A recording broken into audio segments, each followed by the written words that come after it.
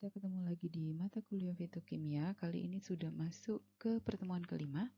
Topik yang akan kita bahas adalah tentang senyawa golongan flavonoid. Ada beberapa sub pembahasan pada materi kali ini. Jadi yang pertama saya akan menjelaskan tentang apa itu definisi dari senyawa flavonoid, kemudian bagaimana proses biosintesisnya, kemudian bagaimana klasifikasinya dan contohnya apa saja, serta ada di tanaman apa saja, serta bagaimana aktivitas farmakologinya, dan yang terakhir adalah bagaimana cara untuk mengidentifikasi senyawa golongan flavonoid. Kita masuk pada subbab yang pertama, yaitu tentang definisi dari senyawa flavonoid. Jadi senyawa flavonoid itu adalah senyawa polifenol yang tersusun atas dua gugus benzen yang dihubungkan dengan jembatan 3 atom karbon.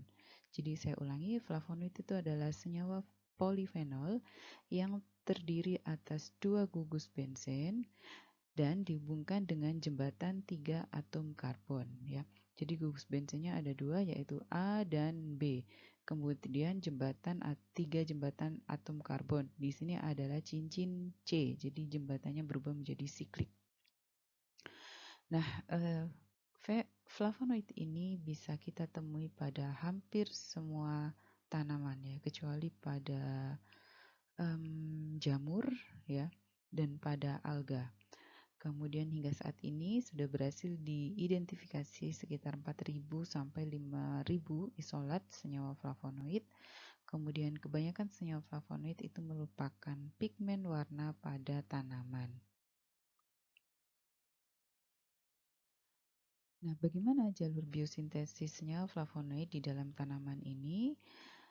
Jalur biosintesis senyawa flavonoid itu sebenarnya ada dua jalur, ya. Yang pertama adalah dari jalur fenilalanin, kemudian yang kedua dari jalur malonic acid, ya. Kita akan bahas dari jalur fenilalanin. Dari jalur fenilalanin ini dia akan menghasilkan transinamic acid. Masih ingat, ya, fenilpropanoid, ya. Jadi fenol yang berikatan dengan gugus propanoid, kemudian berubah menjadi parakumeric acid, kemudian di sini hingga terbentuk senyawa salkon. Nah, senyawa salkon ini turunan pertamanya adalah senyawa flavanon. Flavonon ini akan mengalami modifikasi menjadi flavon dan isoflavon. Kemudian flavonon bisa juga mengalami modifikasi menjadi dihidroflavonols atau flavonols. Kemudian produk terakhirnya adalah senyawa antosianin dan tanin terkondensasi. Nah, bagaimana jalurnya yang dari malonic acid pathway, ya? Jadi dari jalur malonic acid pathway itu dia akan menghasilkan senyawa fenol yang lain. Kemudian dari jalur fenilalanin ini akan menghasilkan fenilpropanoid. Ya, fenilpropanoid masih ingat rumusnya itu adalah C6C3, ya. Nah, kalau fenilpropanoid ini bergabung dengan senyawa fenol dari jalur malonic acid, maka dia berubah rumusnya menjadi C6C3C6. Nah, inilah yang disebut dengan senyawa flavonoid, ya. Nah, di antara cincin A, B, C ini mana yang berasal dari jalur asam sikimat dan mana yang berasal dari jalur asam malonat? Yang berasal dari jalur asam malonat adalah cincin A, ya, C6 ini. Kemudian yang berasal dari jalur asam sikimat melalui jalur fenilalanin itu adalah cincin B dan C. Jadi C6, C3. Kalau malonic acid itu hanya C6. Jadi ini diingat-ingat, ya, mana yang dari jalur malonic acid, cincin mana, terus cincin mana yang dari jalur fenilalanin.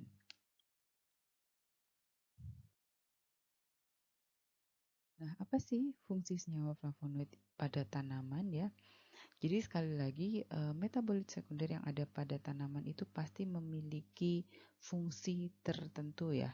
Entah itu sebagai faktor pertahanan diri terhadap infeksi jamur atau terhadap infeksi bakteri, entah itu mengubah komposisi tanah yang ada di sekitarnya, ataupun entah itu sebagai proteksi terhadap paparan sinar UV yang berlebihan dan sebagainya.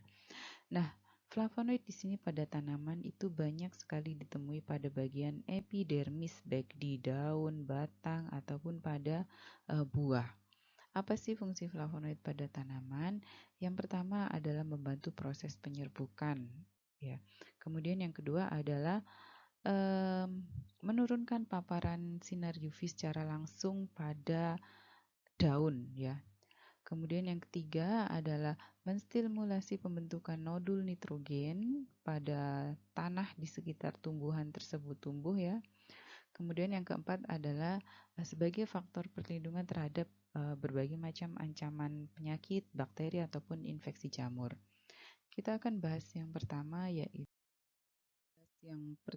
fungsi dari senyawa flavonoid pada tanaman yaitu menarik perhatian serangga untuk membantu proses penyerbukan. Nah, pertanyaannya adalah bagaimana serangga atau lebah, ya? Bagaimana lebah itu bisa tahu di mana posisi serbuk sari ataupun posisi putik pada bunga tersebut, gitu ya. Jadi ternyata penampakan dari warna mahkota bunga di lebah itu berbeda seperti penampakan yang dilihat oleh manusia. Jadi ini adalah gambar bunga yang dilihat oleh manusia, kemudian ini yang dilihat oleh mata lebah. Kenapa kok bisa seperti ini, ya? Jadi ternyata dari hasil penelitian disebutkan bahwa pada bagian pinggir mahkota bunga ini, bagian pinggirnya itu kandungan dari senyawa flavonoidnya kecil. Kemudian pada bagian tengah, ya, di bagian inner dari mahkota bunganya ini terdapat senyawa flavonol, ya, yang dia bisa menyerap sinar UV. Kemudian pada bagian tengah ini warnanya hitam, diidentifikasi oleh mata lebah sebagai warna yang hitam. Nah, disitulah letak serbuk sari dan putik, ya. Jadi warnanya bisa seperti ini, itu adanya kandungan senyawa flavonoid yang berbeda-beda di setiap bagian pada mahkota bunga. Ini baru pada bagian mahkota bunganya, ya. Belum pada bagian bunga dan pada bagian daun, kemudian pada bagian batang. Tentu saja jenis flavonoid dan konsentrasi atau kadarnya pasti berbeda-beda. Nah, kemudian kita masuk pada fungsi senyawa flavonoid yang kedua pada tanaman, yaitu stimulating nitrogen nodul pada tanaman, ya. Jadi apa sih maksudnya stimulating nitrogen nodul pada tanaman? Jadi ketika tanah di sekitar tempat tanaman tersebut tumbuh itu kadar nitrogennya rendah, ya, maka tanaman tersebut akan memproduksi senyawa flavonoid. Lah, ternyata senyawa flavonoid ini itu bisa berfungsi sebagai kemoattractant. Kemoattractant untuk siapa? Kemoattractant untuk bakteri Rhizobium. Jadi kalau senyawa flavonoid ini diproduksi dalam jumlah besar, maka koloni bakteri Rhizobium di tanaman tersebut itu akan semakin banyak, ya. Biasanya pada famili Leguminaceae atau polong-polongan, ya. Nah, kalau koloni bakteri Rhizobiumnya itu banyak sekali, maka kadar nitrogen atau kadar nitrat di dalam tanah itu akan meningkat, ya. Ini contoh yang paling sederhana adalah pada kacang tanah, ya. Kalau saudara cabut akarnya itu ada nodul di akarnya, ya. Nah, nodul itu adalah koloni atau kumpulan dari bakteri Rhizobium. Nah, bakteri Rhizobium itulah yang meningkatkan kadar nitrogen dalam tanah, ya. Jadi bukan flavonoidnya. Flavonoidnya itu sebagai kemoattractant yang meningkatkan atau menarik koloni atau pertumbuhan dari bakteri Rhizobium. Nah, ini adalah contoh dari beberapa senyawa flavonoid yang berfungsi sebagai kemoattractant. Ada beberapa tanaman di sini kita bisa lihat. Yang pertama adalah Medicago sativa, kemudian ada Bacillus vulgaris, ada Pisum sativum, ada Glycine max, ada Trifolium repens. Contoh senyawa flavonoidnya, kalau di root Medicago sativa ini ada 7,4-aksen dihidroksiflavon, kemudian ada 4,4 aksen dihidroksi 3-methoxysalkon, Kemudian di Bacillus vulgaris ini di biji ada delphinidin 3O glycoside, ada petunidin 3O glycoside.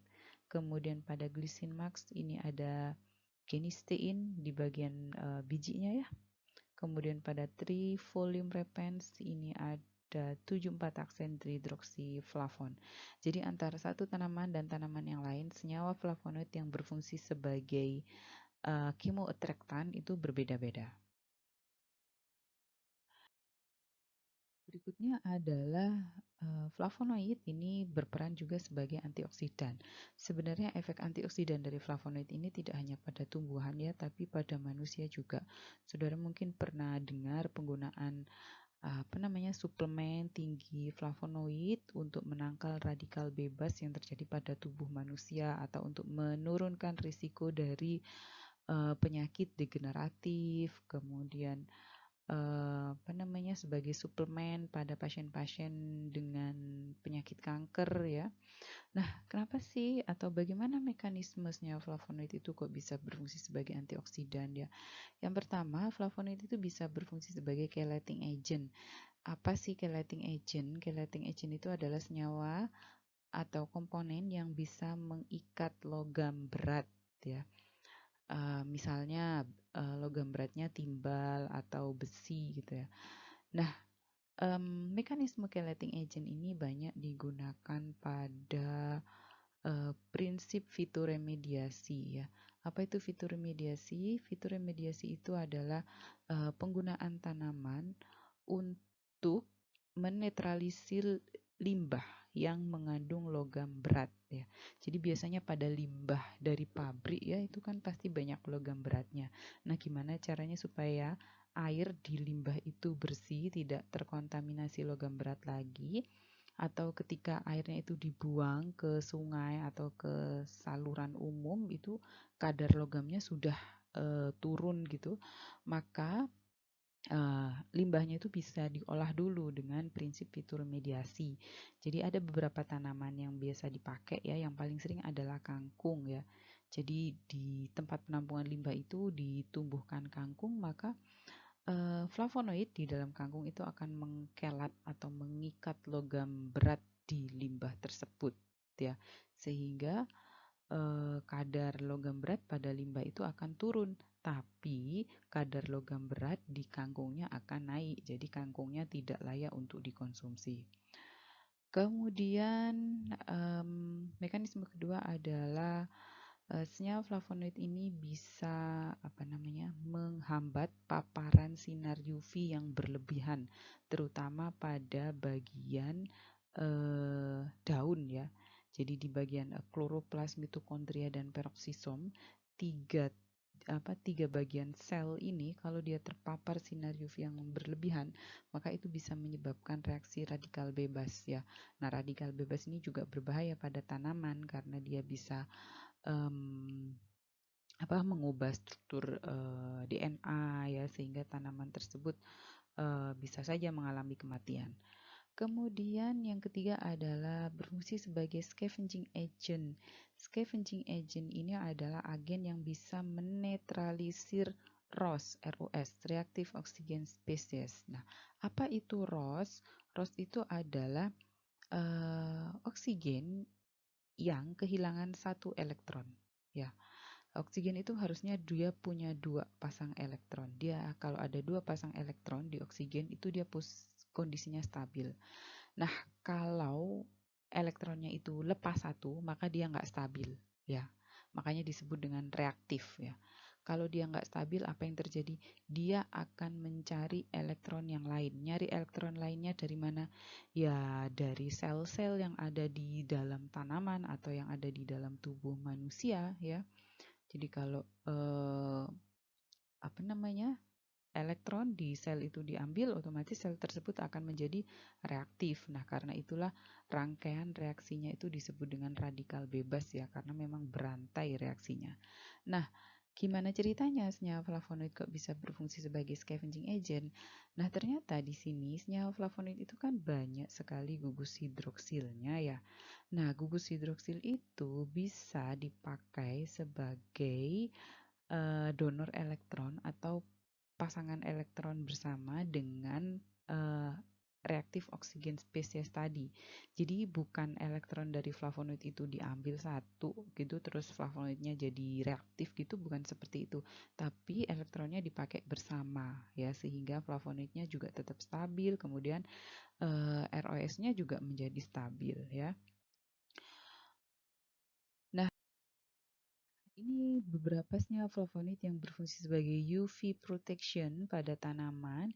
Kita bisa lihat di sini bahwa ini kebanyakan senyawa flavonoidnya ditemukan pada sel epidermis ya.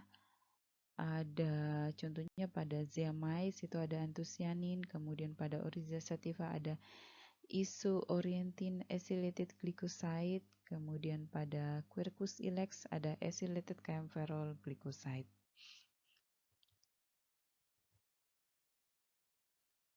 Nah, kita masuk pada klasifikasi dari senyawa flavonoid. Sebelum masuk pada klasifikasi dari senyawa flavonoid, saya jelaskan terlebih dahulu terkait dengan struktur dasar dari senyawa flavonoid dan bagaimana cara penomorannya. Jadi ini adalah struktur dasar dari senyawa flavonoid. Ada dua gugus benzen, cincin A dan cincin B, ya, dihubungkan dengan jembatan 3 atom karbon, ya. Jembatannya terdiri atas 3 atom karbon, 1, 2, 3. Nah, ini adalah pemberian kode cincinnya ya. Jadi ini cincin A, B, C. Ini udah saklek, saudara cari di textbook manapun ya, tetap aja ini cincin A, B, C. And then penomorannya. Ini karbon nomor 1 ya. Karbon nomor 2, karbon nomor 3, karbon nomor 4, loncat karbon nomor 5, karbon nomor 6, 7, 8, 9, 10. Kemudian ini 1 aksen, 2 aksen, 3 aksen, 4 aksen, 5 aksen, 6 aksen. Ya, kalau misalnya di karbon nomor 3 ini ada gugus gula, misalnya gula ramnosa gitu ya, atau glukosa. Nah, gimana penomoran gugus gulanya? Penomorannya balik lagi ke angka 1, tapi berubah menjadi 1 double aksen, 2 double aksen, 3 double aksen, 4 double aksen, dan seterusnya ya. Nah, ini struktur dasarnya. Kita masuk ke klasifikasi. Yang pertama adalah flavonol. Flavonol ini berarti flavonols ya, berarti dia punya gugus hidroksil di karbon nomor 3. Terus ada ikatan rangkap alkena ini ya di karbon nomor 2 dan 3. Ini flavonol. Kemudian flavon berarti tidak ada ols-nya, berarti tidak ada gugus hidroksil, tapi dia punya ikatan rangkap di antara karbon nomor 2 dan 3. Kemudian isoflavon ini adalah satu-satunya senyawa flavonoid yang cincin B-nya itu terikat di karbon nomor 3. Coba saudara perhatikan, semuanya ini cincin B-nya terikat di karbon nomor 2 kecuali isoflavon. Cincin B-nya terikat di karbon nomor 3. Kemudian ada anthocyanidin. Anthocyanidin ini adalah satu-satunya senyawa flavonoid yang stabil dalam bentuk kation. Ini dalam bentuk kation ya. Jadi kalau dia tidak dalam bentuk kation, dia nggak akan stabil ya. Ini anthocyanidin ya. Jadi ngingetnya gampang kalau anthocyanidin. Pokoknya ada kationnya ya wis itu berarti anthocyanidin. Kemudian ada flavanon. Flavanon ini berarti flavan ya. Dia tidak punya gugus rangkap di karbon nomor 2 dan 3. Ya, saudara lihat ini alkana. Kemudian ada flavan 3-ol ya. Flavan berarti tidak punya ikatan rangkap di karbon nomor 2 dan 3, tidak ada ikatan rangkapnya. Flavan ol berarti ada gugus hidroksil di mana di karbon nomor 3. Flavan 3-ol ya. Nah, ini hanya struktur dasarnya ya. Pada kenyataannya nanti di tanaman itu ada banyak sekali modifikasi derivat dari struktur dasar ini. Bisa saja mengalami hidroksilasi, biasanya hidroksilasi itu banyak di karbon nomor 4 aksen, kemudian karbon nomor 5, karbon nomor 7 ya. Kemudian bisa juga mengalami glikolisasi. Glikolisasi itu berarti terikat dengan gugus gula. Gugus gula itu biasanya suka nempel di karbon nomor 3, terus karbon nomor 7 ya. Terus bisa juga mengalami prenilasi atau metilasi ya. Nah, kalau senyawa flavonoidnya itu ada banyak gugus hidroksilnya atau dia berada dalam bentuk glikosida, maka sifatnya akan cenderung polar. Tapi kalau senyawa flavonoidnya itu banyak metilnya, banyak yang termetilasi atau banyak yang terprenilasi, maka sifatnya berubah menjadi lebih non-polar.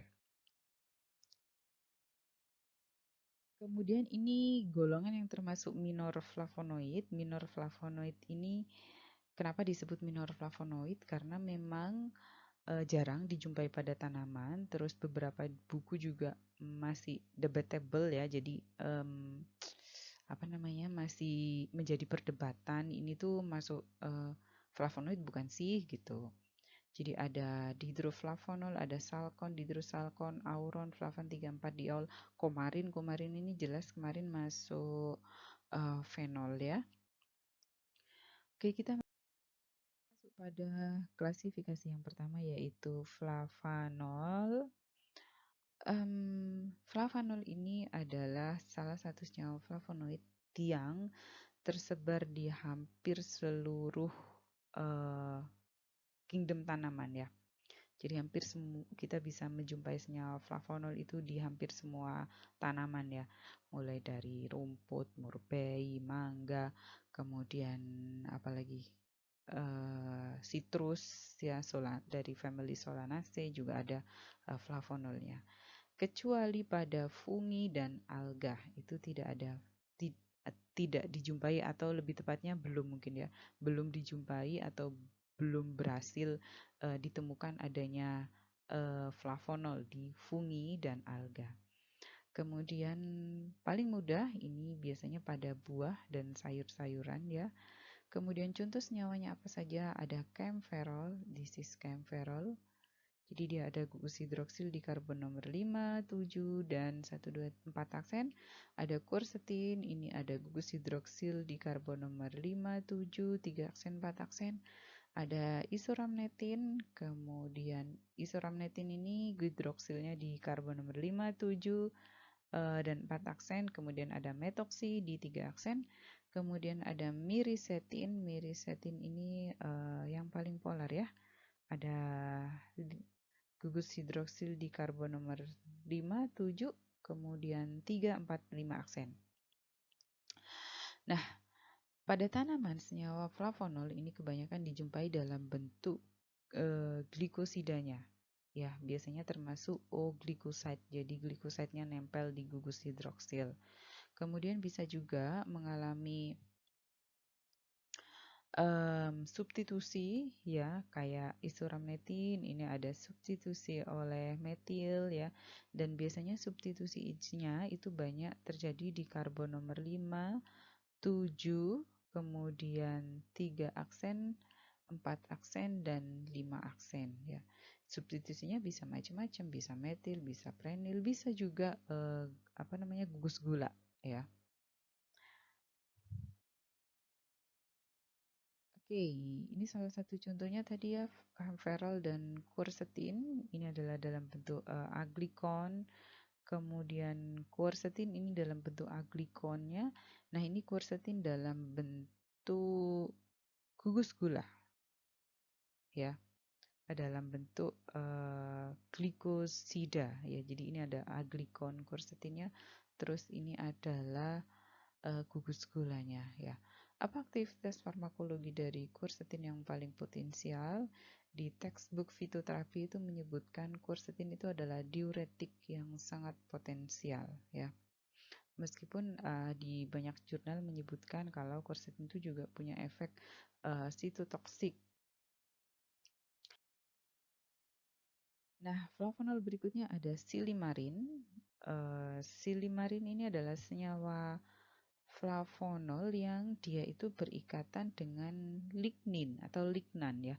Masih ingat lignin itu adalah senyawa fenol yang tersusun atas dua gugus phenyl propanoid ya. Jadi ada dua phenyl propanoid yang berikatan, itu disebut lignin. Nah, kalau saya sebut silimarin, itu berarti bukan senyawa tunggal silimarin saja.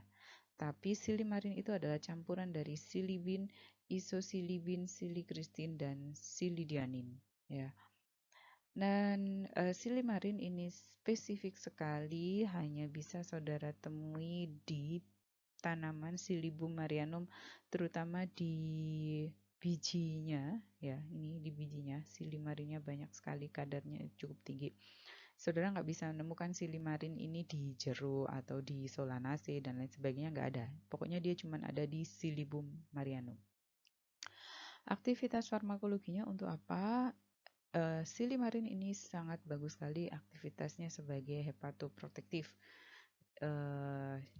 terutama pada pasien-pasien yang mengalami drug induced hepatotoxic ya. Jadi misalnya pada pasien yang mengkonsumsi oral tuberkulosis ya, obat-obat TB, itu pasti lama-kelamaan dia akan mengalami gangguan terhadap fungsi liver, fungsi hepar, sehingga dia butuh hepatoprotektif. Salah satunya bisa pakai silimarin ini, dan sudah banyak produknya, produk tabletnya ya, karena memang silimarin ini sudah terbukti secara klinis berfungsi sebagai hepatoprotektif. Kita masuk golongan yang kedua, ada flavon. Flavon berarti tidak ada gugus OH dan dia punya ikatan rangkap anti karbon nomor 2 dan 3. Flavon ya, ini struktur dasarnya itu bisa saja mengalami substitusi, bisa mengalami hidroksilasi, bisa mengalami metilasi ya, bisa juga mengalami glikolisasi. Kemudian di mana kita bisa dapatkan flavon? Flavon ini banyak tersebar di family Rutaceae. Family Rutaceae itu citrus ya, jeruk-jerukan. Kemudian kadarnya cukup tinggi pada Apium graveolens atau seledri dan pada parsley. Beberapa contoh dari flavon ini ada apigenin, ada luteolin, kemudian ada nobeletin, dan ada tangeretin. Nah, glikolisasi dari flavon itu paling sering di karbon nomor 7, jadi di sini. Ya, jadi biasanya gugus gulanya itu lebih sering nempelnya di karbon nomor 7 ini. Meskipun ada juga yang gugus gulanya yaitu terikat di atom C, bukan di gugus hidroksil. Nah, ini adalah salah satu contoh senyawa flavon dalam bentuk glikosida yang gugus gulanya itu nempel di atom C, di karbon, bukan di hidroksil ya. Bentuk dasar aglikonnya ini adalah apigenin ya. Ini apigenin bentuk aglikonnya.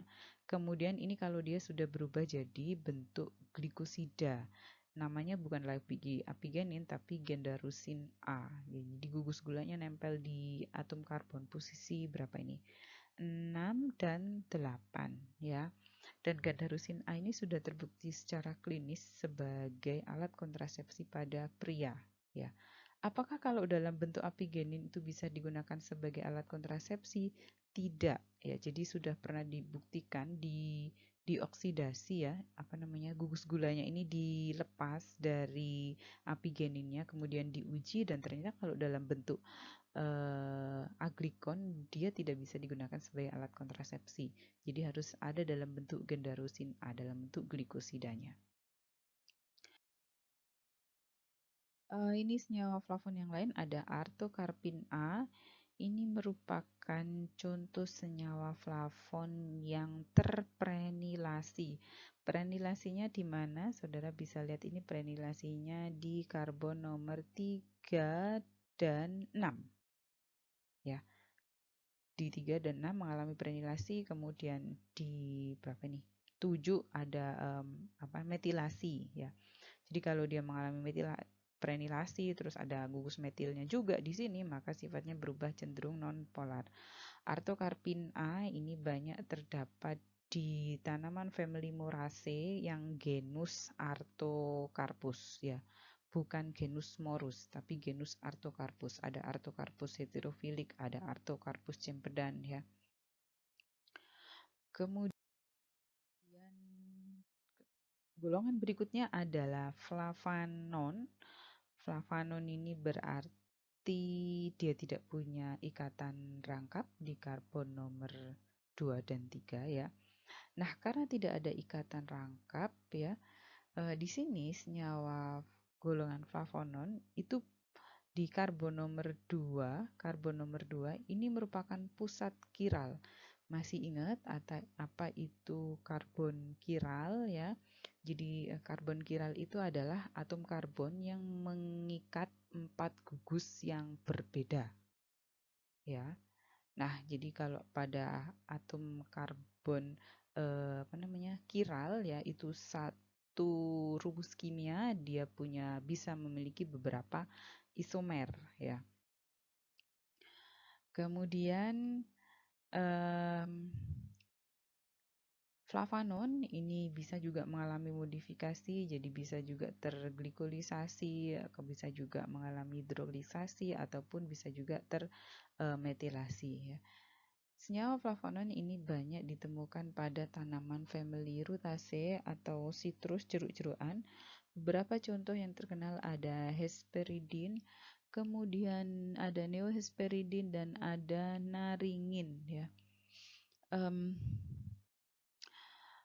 Ini 3 senyawa ini banyak sekali pada kulit buah jeruk ya. Saudara kalau pernah makan kulit buah jeruk terus nggak sengaja kemakan yang bagian epicarp yang putih ya, itu kan kadang rasanya pahit ya. Nah, rasa pahitnya itu disebabkan oleh senyawa neohesperidin dan senyawa naringin ya.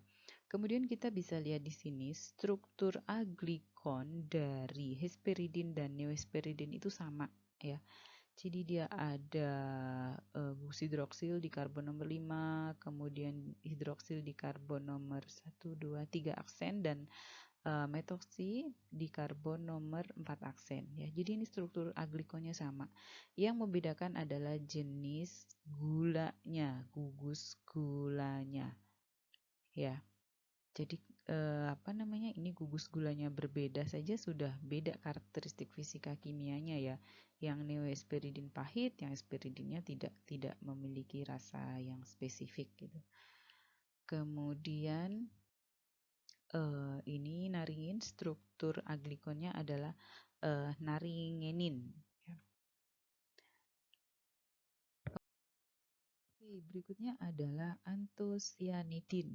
Ini salah satu golongan dari senyawa flavonoid yang menarik ya, karena dia adalah salah satu golongan senyawa yang memberikan sumbangsi warna pada tanaman. Jadi kalau saudara nemu bunga ataupun buah yang warnanya itu ungu, merah, biru, orange, ungu kemerahan, maka itu disebabkan oleh adanya senyawa antosianidin pada tanaman tersebut ya. Nah, persebarannya pada tanaman ini biasanya terdapat di bunga, buah, ya, daun, batang. Kemudian senyawa antosianin ini merupakan salah satu golongan senyawa yang membantu proses penyerbukan tanaman ya, karena dia berfungsi sebagai attracting pollinating insect. Kemudian di tanaman senyawa antosianin ini ditemukan dalam lebih banyak ditemukan dalam bentuk glikosida ya. Kemudian kalau dia dalam bentuk glikosidanya ya, itu disebut dengan antosianin. Kalau dalam bentuk aglikonnya berarti gugus gulanya lepas, maka dia disebut sebagai antosianidin ya. Nah, kita lihat sekarang bagaimana pengaruh dari penambahan atau gugus fungsi terhadap warna yang muncul. Yang pertama adalah pelargonidin. Pelargonidin ini terdapat gugus hidroksil di karbon nomor 4 aksen. Mana? 1, 2, 3, 4. Ya, warna yang ditimbulkan adalah orange kemerahan. Kemudian cyanidin ini di karbon nomor 3 aksen R1 ya, itu hidroksil, 4 aksen hidroksil, R2 itu proton. Nah, warna yang ditimbulkan adalah ungu kemerahan ya. Kemudian ada petunidin. Petunidin ini kita bisa lihat di sini di 3 aksen. R1 ini adalah gugus metoksi. Kemudian di 4 aksen hidroksil, kemudian di gugus di karbon nomor berapa ini? 5 aksen, itu ada metoksi, dia warnanya ungu ya. Nah, warna-warna ini itu akan stabil ketika antosianidin ini dalam bentuk kation. Jadi, kalau dia tidak dalam bentuk kation, warnanya akan berubah ya. Jadi otomatis warnanya itu akan dipengaruhi oleh pH. Pada pH kondisi asam dan basah ya, itu warnanya otomatis akan berubah. Misalnya adalah yang paling gampang sebentar siapa ya? Petunidin ya. Petunidin ini ungu ya. Nah, dia kalau di pH asam itu warnanya ungu, stabil. Tapi kalau kita geser pH-nya sedikit, nggak usah sampai basah deh. Kita bikin jadi pH 5 gitu ya, 5 atau 4 pH 4,7 atau pH 5 atau pH 6 itu warnanya bahkan geser, berubah, dia bisa berubah menjadi biru ya. Nah, karena dia stabil pada kondisi kation pada pH asam, maka pada proses ekstraksinya antosianin ini akan lebih optimal ya. Jadi rendemen yang kita dapatkan itu akan lebih banyak, kemudian warnanya akan lebih stabil kalau proses ekstraksinya dilakukan pada kondisi asam. Jadi biasanya di dalam pelarut yang digunakan untuk mengekstraksi itu ditambahkan larutan asam ya. Jadi bisa saja ditambahkan asam klorida atau asam sitrat atau juga ditambahkan asam asetat seperti itu. Nah, apakah kalau tidak ditambahkan asam dia tidak terekstraksi? Bisa terekstraksi dan biasanya pada awal ekstraksi itu warnanya tetap ya tidak berubah gitu, tapi memang rendemennya sedikit gitu. Dan warnanya cenderung nggak stabil, jadi bisa saja berubah warnanya. Oke, golongan berikutnya adalah isoflavon. Isoflavon ini ciri khasnya, ya, satu-satunya senyawa flavonoid yang cincin cincin B-nya terikat di karbon nomor 3. Yang lainnya cincin B semua terikat di karbon nomor 2. Isoflavon ini disebut juga dengan fitoestrogen. Kenapa dia disebut sebagai fitoestrogen? Karena struktur kimianya mirip sekali dengan hormon estrogen ya, dengan estradiol, dengan testosterol ya. Sehingga dia disebut sebagai fitoestrogen. Kemudian di mana bisa didapatkan isoflavon? Isoflavon ini banyak terdapat pada tanaman famili Leguminosae, misalnya kacang merah, kacang kedelai, terus buncis ya, kacang tanah itu Leguminosae. Contoh senyawanya ada daisyin, ada genistein, ada kumisterol ya.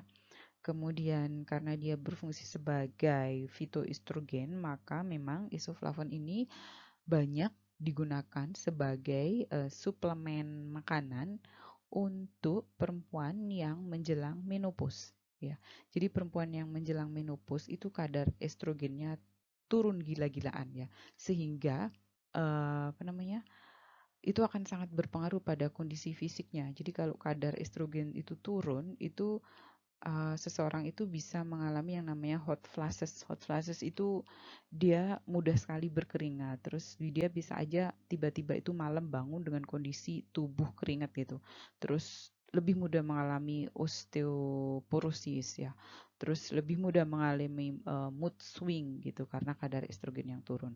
Karena itu salah satu treatmentnya adalah dengan diet tinggi fitoestrogen ya. Meskipun tidak bisa meningkatkan kadar estrogen seperti awal sebelum menopause, tapi at least bisa meminimalisir gejala klinis yang muncul akibat penurunan kadar estrogen di dalam tubuh. Oke, berikutnya adalah flavan 3-ol ya. Flavan tadi dia tidak punya ikatan rangkap di karbon nomor 2 dan 3. Kemudian 3-ol berarti ada gugus hidroksil di karbon nomor 3 ya. Flavan 3-ol ini merupakan senyawa flavonoid yang memiliki dua pusat kiral. Di mana saja? Di karbon nomor 2 dan di karbon nomor 3. Kalau tadi flavanon itu pusat kiralnya cuma satu di karbon nomor 2, maka flavan 3-ol punya dua pusat atom kiral. Oleh karena itu, satu rumus kimia itu bisa memiliki 4 isomer karena pusat kiralnya ada dua di karbon nomor 2 dan di karbon nomor 3 ya. Contohnya adalah senyawa epikatekin dan katekin. Katekin ini merupakan flavan 3-ol dalam kondisi trans ya. Kemudian epikatekin ini merupakan konfigurasi cis. Masih ingat ya apa itu konfigurasi cis dan trans? Kalau trans itu gugus yang sama letaknya berseberangan, kalau cis itu gugus yang sama letaknya sejajar ya. Nah, katekin ya, ini konfigurasinya tadi trans ya.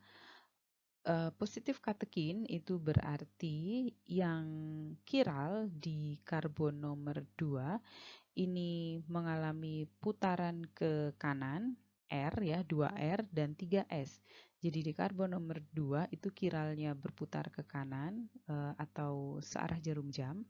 Kemudian di karbon nomor 3 di pusat kiral nomor 3 itu dia berputar ke kiri atau sinistra berlawanan arah dengan jarum jam. Nah, gimana cara nentuin searah jarum jam dan berlawanan arah dengan jarum jam? Saudara masih ingat bagaimana cara menentukan putaran ya dengan menentukan dari mana yang lebih kuat ikatannya. Kemudian epikatekin ini konfigurasinya adalah konfigurasinya adalah cis ya, jadi gus fungsi yang sama letaknya sejajar. Dia konfigurasi cis ada sama ya, ada positif epikatekin ya. Kalau dia negatif epikatekin berarti 2R, 3R ini berputar ke kanan searah jarum jam. Kemudian ini ada 2S, 3S ya. Sinistra berarti berputar ke kiri ya. Nah, kita bisa lihat di sini rumus kimia antara epikatekin dan katekin ini sama ya. Saudara bisa lihat di sini sama plek ya. Ya. Nah, karena dia punya dua pusat kiral, maka isomernya ada banyak, ada 4 ya. Ini epikatekin, katekin, kemudian ada galokatekin. Galokatekin itu berarti ada asam galatnya ini ya. Kemudian epigalokatekin, kemudian ada galokatekin galat dan epikatekin galat. Senyawa flavan 3-ol ini banyak sekali dijumpai pada Camellia sinensis atau daun teh, kemudian pada coklat ya, kemudian pada biji buah anggur ya. Kalau pada daun teh itu yang paling terkenal adalah EGCG yaitu epigalokatekin galat, dan EGCG ini merupakan salah satu senyawa yang efek antioksidannya sangat potensial sekali ya. Jadi kalau dia ketemu nih dengan radikal bebas atau dengan ROS, maka yang lebih dulu mengalami oksidasi menjadi donor elektron itu adalah karbon nomor 3 aksen dan 4 aksen. Jadi dua karbon karbon hidroksil ya, gugus hidroksil. Jadi yang lebih dulu mengalami oksidasi sebagai pendonor elektron itu adalah gugus hidroksil di karbon nomor 3 aksen dan 4 aksen ya. Nah, ini klasifikasi yang terakhir yaitu minor flavonoid. Saya tidak bahas secara detail, yang ini hanya contohnya saja ada salcon ya. Seperti yang saya sampaikan tadi di depan, ini masih debatable ya. Jadi dia masuk flavonoid nggak sih gitu. Meskipun masih debatable ya, tapi bioaktivitinya sangat bagus ya. Jadi salcon ini merupakan salah satu senyawa yang memiliki efek sebagai antioksidan. Dan salcon ini banyak ditemukan pada family Muraceae yang genus Morus. Morus alba, Morus nigra ya. Kemudian golongan beriberian ya. Birberry, Arstostaphylos uva ursi itu salconnya juga tinggi kadarnya. Kita masuk pada screening senyawa golongan flavonoid. Sebelum masuk pada screening, maka yang perlu dilakukan adalah ekstraksi terlebih dahulu. Nah, pada tahap ekstraksi ini, jika saudara sudah tahu mau menarik atau mengekstraksi flavonoid apa gitu ya. Jadi misalnya dari studi pustaka itu diketahui, oh tanaman ini tuh kandungan flavonoidnya yang banyak itu adalah prenelated sama methylated flavonoid. Jadi dia nonpolar gitu. Maka ya berarti pakai pelarut-pelarut yang sifatnya nonpolar. Misalnya diklormetan, kloroform gitu. Tapi kalau misalnya dari hasil studi pustaka itu ternyata flavonoidnya ini banyak yang dalam bentuk glikosida nih, maka dia cenderung polar. Jadi kita bisa pakai aseton atau bisa pakai etanol 70% gitu. Nah, gimana kalau enggak tahu ya? Saya nggak tahu nih flavonoidnya itu yang mana gitu. Nggak ada di jurnal gitu, belum ada penelitiannya. Maka kita bisa pakai pelarut yang memang secara umum sering digunakan untuk ekstraksi dan bisa menarik hampir seluruh komponen metabolit sekunder. Misalnya etanol 80%, ya itu yang paling sering dipakai. Nah, screening flavonoid itu yang pertama bisa dilakukan dengan KLT. Ini KLT-nya fase diamnya ini pakai silika, mobile phase-nya pakai chloroform aston formic acid. Kemudian reaksi atau penampak nodanya pakai H2S4 10% ya. Ini adalah senyawa flavonoidnya. Nanti akan kita bahas di slide berikutnya. Kenapa kok ditambah formic acid saja? Terus ini juga screening TLC dari flavonoid. Ini kebetulan mengidentifikasi yang nomor 3 ini adalah rutin, nomor 4 adalah quercetin, nomor 5 apigenin. Ini reaksinya pakai natural product ya, color, kemudian pakai PEG, polyethylene glycol. Nah, terus selain reaksi yang tadi ya, selain H2S4 10%, selain natural product, kemudian selain PEG bisa juga pakai seri sulfat atau bisa juga pakai amonia NH3 ya, atau bisa juga pakai aluminium klorida ya. Nah, ini adalah beberapa contoh mobile phase atau fase gerak yang sering digunakan untuk mengidentifikasi senyawa golongan flavonoid. Kalau saudara lihat di sini, hampir semua fase gerak itu ditambahkan asam. Entah itu formic acid, entah itu asam asetat glasial, yang penting jenis-jenis asam lemah ya. Jadi bukan HCl atau H2SO4 gitu, tapi jenis-jenis asam lemah. Dan konsentrasi asam lemahnya biasanya dikit. Ada yang 0,5, ada yang 1% gitu ya. Nah, tujuan dari penambahan asam ini adalah untuk meningkatkan resolusi. Jadi supaya spot dari noda KLT yang terbentuk itu bagus, tidak tailing. Kita akan lihat contohnya yang ditambahkan asam dan yang tidak ditambahkan asam. Nah, ini adalah contoh TLC tanpa penggunaan asam. ini etilah stat metanol, ini flavonoidnya. Jadi ini flavonoidnya. Ini di UV 254, ini di UV 366 sebelum disemprot dengan H2SO4. Ini di UV 366 dan ini di visible sinar tampak. Dua ini setelah disemprot dengan H2SO4. Saudara bisa lihat di sini yang warna kuning, ini apa? Kuning kehijauan ya ini ya. Terus ini kuning, ini adalah senyawa flavonoid. Ini tailing semua berekor. No, ini juga berekor. Nah, kalau misalnya ditambahkan asam, lah ini contohnya. Ini dia pakai kloroform aseton 5:5 ya. Tailing kelihatan sih ada dua target gitu ya, dua spot, tapi tailing nggak bisa kepisah. Terus ini kita pakai kloroform aseton formic acid. Formic acidnya 0,5%. Nah, dia terpisah. Ini sampel yang sama, cuman fase geraknya berbeda. Selain dengan TLC, identifikasi jenis flavonoid ini juga bisa dilakukan dengan spektrofotometer.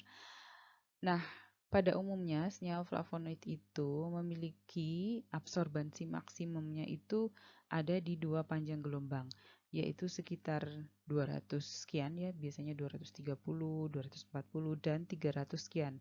Antara 320, 316 tergantung jenis atau golongan senyawa flavonoidnya.